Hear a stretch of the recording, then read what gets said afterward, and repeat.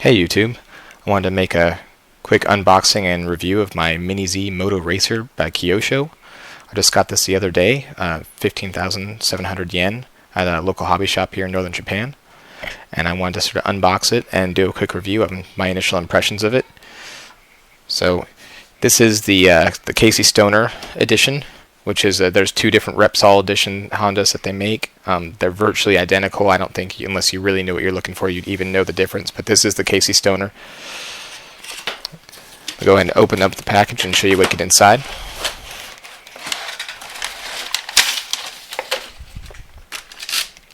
Alright, what you get inside, you get your transmitter, which is specific to the Moto Racer, so you can't use it in another Mini Z. It's specific to the Moto Racer only.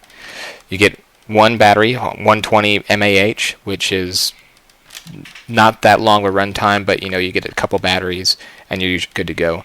And it comes with this handy USB charger, which can actually charge two batteries at once. So you get yourself an extra battery or two. With three batteries, you can basically run non-stop. And I found that the battery life does definitely change depending on how high you have your gyro setting, but we'll get that in a minute. Let's go ahead and open it up.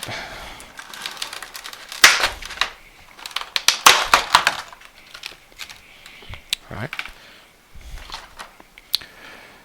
So this is a Kyosho KT19 transmitter. It takes, it's very similar to other Kyosho transmitters for AAA batteries in here. Power switch.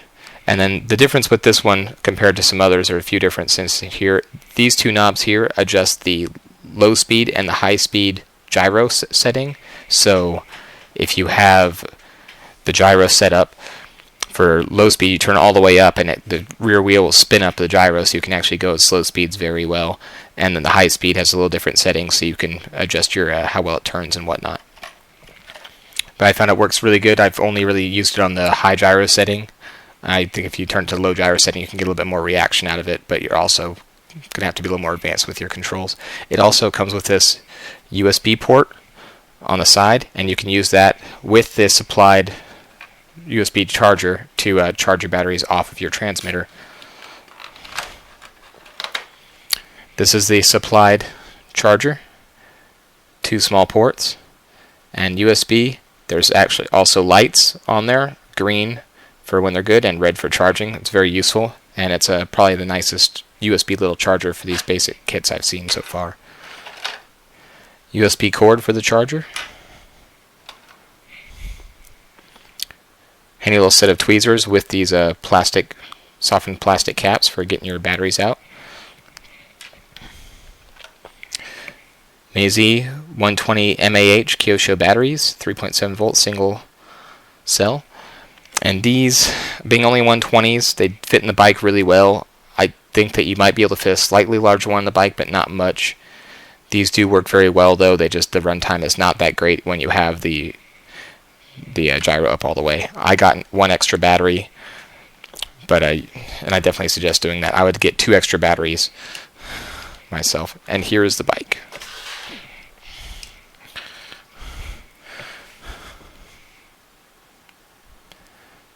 Now the detail on this bike is very, very good.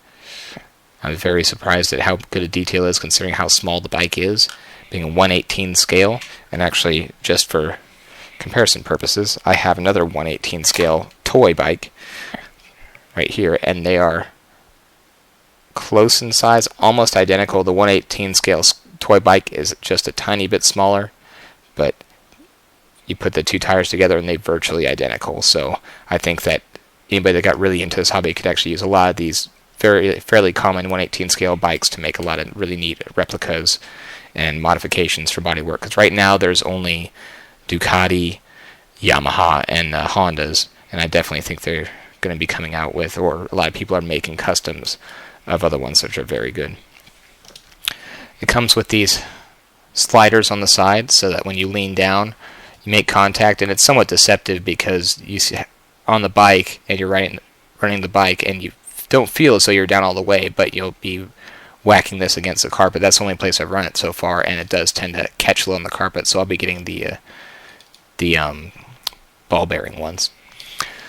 It comes apart pretty easily. There's a few adjustments you can do to the bike. You can adjust the rake on the front suspension. Once you take the body parts off, which I'll probably do in a different video, there's a single screw, and there's a small amount of adjustment that you can do to get a little bit more response or a little more stability, depending. The rider itself comes off. Let me go take it off here real quick. It's very simple. You just pop it, his little butt off, and pull them right off.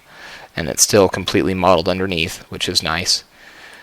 If you take the inside the front forks here, there's Allen keys, and that's how you adjust the front preload.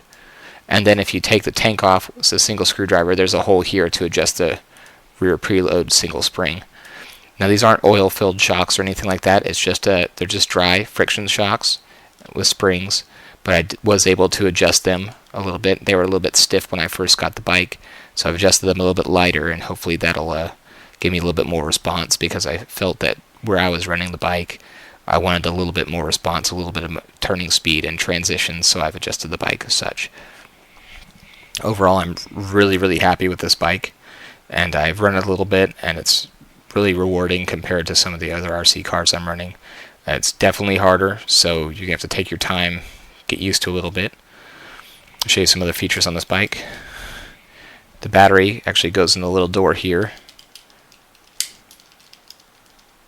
You just pop this off. Battery connector in there, and it goes up. Now you do have to make sure that the battery, the little cable for the battery, doesn't get up in here and interfere with the forks. I had that happen one time where the battery wire sort of got kinked up there, and then I got it and it wasn't turning all the way one side. I had to sort of poke around with it and move it to a different area. Just overall, I'm really happy with this bike. It was $160, about 175 once I got tax and another battery on there. But it's an excellent little bike. It's very true to the scale, and I'm really looking forward to learning how to ride it and hopefully getting pretty decent with it. Alright, I'm going to show you a couple more the active features of this bike and throw a battery in here real quick. Got the tiny little connector out here. Line up the battery pins. Very small connectors. Actually, the connectors are so small they're actually the same as balance connectors on some of even the small batteries I have for my gyrocopter, my quadcopter. Throw the battery back in there. Connect the little piece back in. It takes a little bit of fiddling to do first couple times. Battery's in. Turn my transmitter on. I'll show you how the rear gyro sort of spins up here. Turn the bike on.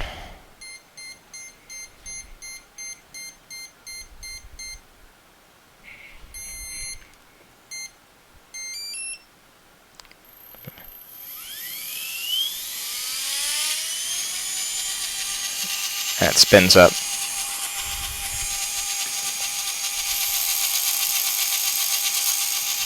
So there's not a lot of power, and actually it feels like most of the power for the bike actually goes into keeping this gyro spinning, which I can adjust with this knob here. I can move the transmitter over here.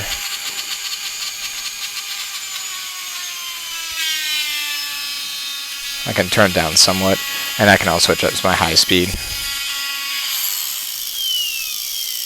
So now if I go in with high speed, you can see how much the gyro drops off. And the let off, you can see how much the gyro picks up. And if I turn my high speed gyro back up, I put power on, the gyro stays on full.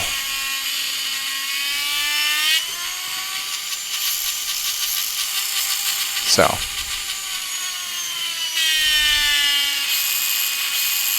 I think that the low speed one is the overall gyro, and then the high speed one you can adjust to fall off dramatically once you're in the throttle. So it makes it maybe a little easier to turn on the throttle. Let me go ahead and turn it off here. Actually, keep it on here.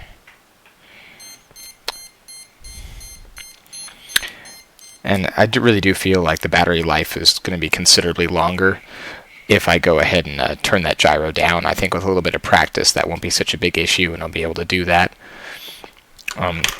I was actually really surprised when I got this bike how you can see how loose that front is, and that the reason is you have your pivot for the steering here, and interestingly enough, the stereo servo inside here, I don't know if you can really see it, is connected to the actual forks by a small flexible wire, and there's actually, even where the wire goes in, there's a certain amount of play, and I think that's to really just smooth out the transitions when you're leaning the bike over, so it doesn't just flop over immediately fast. There's a little give in the wire, and then there's also a little bit of empty space, so that it doesn't react too fast for you, to make it a little bit easier to ride. And it's very easy to drive out the box. You have to be very delicate with the steering, especially considering how much you can lay it down or not, as the case would be.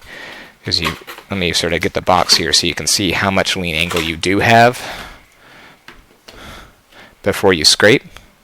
That's quite a bit of angle on the sliders, but in reality it gets that very quickly when you turn the wheel. I think maybe you turn the wheel what feels like half and you're already down onto these frame sliders. So the reason that they're in the position they are is so that when you stop and the bike's just sitting here running, all you have to do is goose the throttle all the way, the bike will do a quarter turn, stand up and go.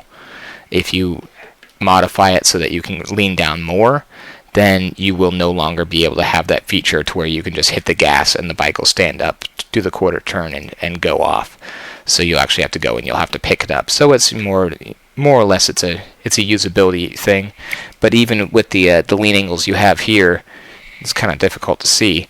But you're right up on that rear exhaust. I have maybe 2 millimeters on that rear exhaust, and I've adjusted the ride height a little bit in order to give myself a tiny bit more angle. But in reality, you just have to be very smooth with this bike and not really flop it over, and just really very delicate with the steering response. And I think it's very rewarding once you finally get there, and hopefully I'll get there soon. I'll try to post some video of running this bike this weekend.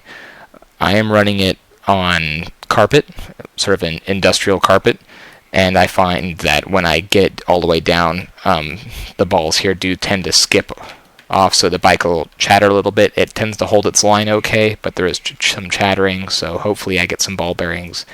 They will reduce that chatter and hopefully not just pick up a whole bunch of lint off the carpet. But anyway, for now, that's all I got, and I will hopefully be able to post a video of running this next week or so, and I hope you look forward to seeing it. Thanks for watching.